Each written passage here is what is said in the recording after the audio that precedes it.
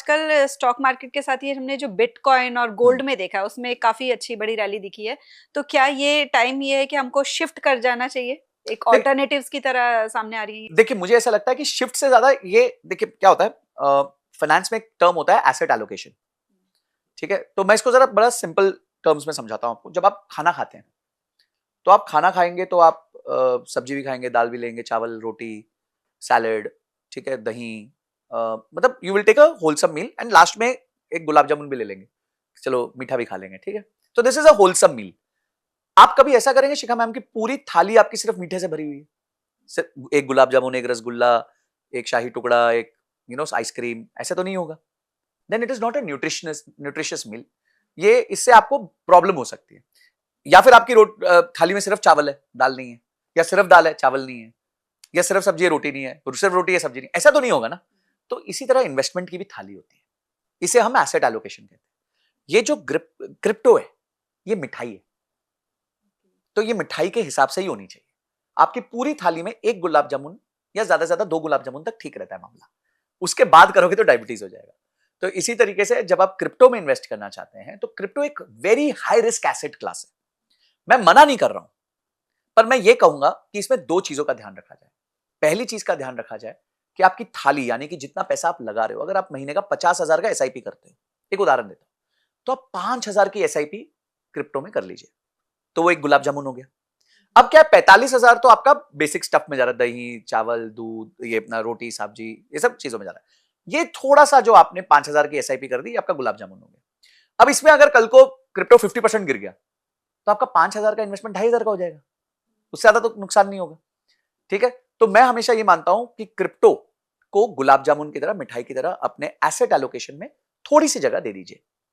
Point number 1। अगर कल को ये 10x हो गया तो ठीक है जी, आपने जितना निवेश किया था वो 10x हो गया। पर इसका मतलब ये थोड़ी कि आप घर बार बेच के, उधार लेके, सारे इन्वेस्टमेंट्स को साफ करके एक जगह डाल दो, तो फिर आपने, इसे हम कंसंट्रेशन रिस्क कहते हैं। अगर ये क्रिप्टो फिर आधा हो गया तो फिर आप भी आधे हो जाओगे। तो आपको अपना कैपिटल प्रिजर्व करना होता है। पहले आपको कैपिटल प्रेजर्वेशन पे फोकस करना है कि यार मेरा कैपिटल कहीं खत्म ना हो जाए, सुपड़ा साफ ना हो जाए, जैसे हम कहते हैं ना। अगर आपका विकेट बचेगा तो ही तो आप रन बनाओगे, अगर विकेट ही नहीं बचेगा तो रन कहां से बना लोगे। तो ये हो गया आपका एसेट एलोकेशन। अब हम आते हैं गोल्ड पे। देखिए, gold as an asset class हमें समझना चाहिए, गोल्ड गद्दे की तरह है। मतलब एक व्यक्ति जैसे गिरता है तो गद्दे पे गिरेगा तो कम चोट लगती है, तो इस तरह आपके पोर्टफोलियो में मुझे ऐसा लगता है कि लॉन्ग टर्म पोर्टफोलियो क्रिएशन में 10% का गोल्ड आप रख सकते हैं। उससे क्या होगा, आपको एक अबव नॉर्मल रिटर्न्स भी मिलते हैं, 7-8-9% तक के मिल जाते हैं। पीछे तो बहुत ही अच्छे मिले हैं, पर एक लंबे होराइजन में, मैं कभी भी 5 साल 3 साल के होराइजन को रिटर्न्स नहीं मानता। तो एक 10-15 साल के होराइजन में आपको रिटर्न्स भी ठीक ठाक मिल जाएंगे। और एक ये होगा कि जब मार्केट नीचे गिरती है तो उस टाइम गोल्ड भी नीचे नहीं गिरता। ऐसा जनरली देखा, भी मार्केट नीचे गिरी तो हमने देखा गोल्ड 75-76,000 से बढ़ के 88-89,000 हो गया। तो अगर इस टाइम पे आपके पास गोल्ड होता तो आपके पोर्टफोलियो में कुछ तो आपको हरा दिख रहा होता कि भाई ठीक है, चलो ये तो ग्रीन हुआ। तो आई थिंक गोल्ड को गद्दे की तरह इस्तेमाल करें। 10-1% के आसपास आप चाहें तो अपने एलोकेशन में गोल्ड को जरूर रख सकते हैं। और गोल्ड खरीदना आजकल बहुत आसान हो गया, आप ईटीएफ्स के माध्यम से, एक्सचेंज ट्रेडेड फंड्स के माध्यम से गोल्ड खरीद सकते हैं। इवन 8-8.5 रुपए में भी आप गोल्ड खरीद सकते हैं। तो ऐसा नहीं है कि आपको 10 ग्राम, 20 ग्राम, 1 ग्राम भी आज आप जानते हैं करीबन 9,000 के आसपास है।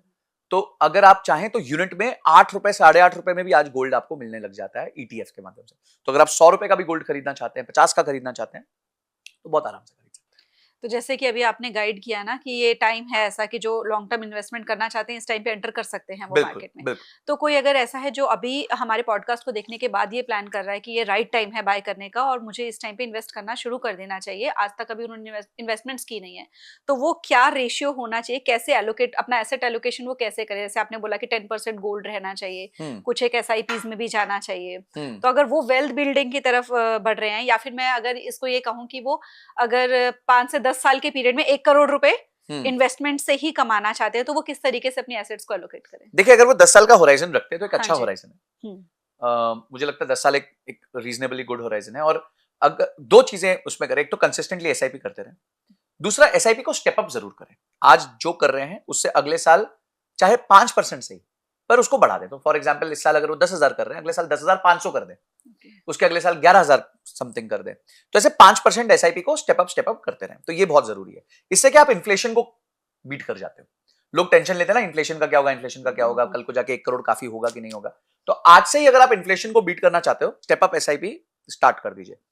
तीसरा चीज, अगर आपके पास 10 साल का होराइजन है तो मुझे ऐसा लगता है कि आप आराम से 30 to 40% अपने कैपिटल को मिड कैप और स्मॉल कैप में डालिए, क्योंकि मिड कैप और स्मॉल कैप जो है वो अच्छे रिटर्न्स देते हैं लॉन्ग टर्म में। शॉर्ट टर्म में वो आपकी थोड़ी बैंड बजा सकते हैं जैसे अभी बजाई है, बट एक लॉन्ग टर्म होराइजन में अगर आप देखें तो मिड कैप और स्मॉल कैप बहुत अच्छे रिटर्न्स देते हैं। मैं आपको उदाहरण देता हूं, जैसे मैंने एक फंड लिया था 2016 में और उसका आज एवरेज यूनिट है मेरे पास 77 रुपीज का। 8 साल से मैं डाल रहा हूं पैसा उसमें और 77 रुपीज का मेरे पास एवरेज यूनिट है, मतलब खरीदा ऊपर भी खरीदा नीचे भी खरीदा, क्रैश भी हुआ, सब कुछ हुआ। और उसका जो टॉप प्राइस अभी गया था सितंबर में वो था 225 रुपए और अभी वो चल रहा है 175 रुपए। तो यानी कि सोचिए स्मॉल कैप 20-25% करेक्ट होने के बाद भी मेरे बाइंग प्राइस से अभी भी 100 रुपए ऊपर है, मतलब मेरा 2 टाइम से ज्यादा का प्रॉफिट है। तो यानी कि एक लॉन्ग टर्म अगर मैं होराइजन देखता हूं तो स्मॉल कैप और मिड कैप आपको रिटर्न्स दे देते हैं। तो अगर आप 10 साल में हैं तो आप 30 से 40%, अगर आप अग्रेसिव हैं तो 40%, थोड़ा कंजर्वेटिव तो 30% मिड कैप और स्मॉल कैप में डाल दीजिए।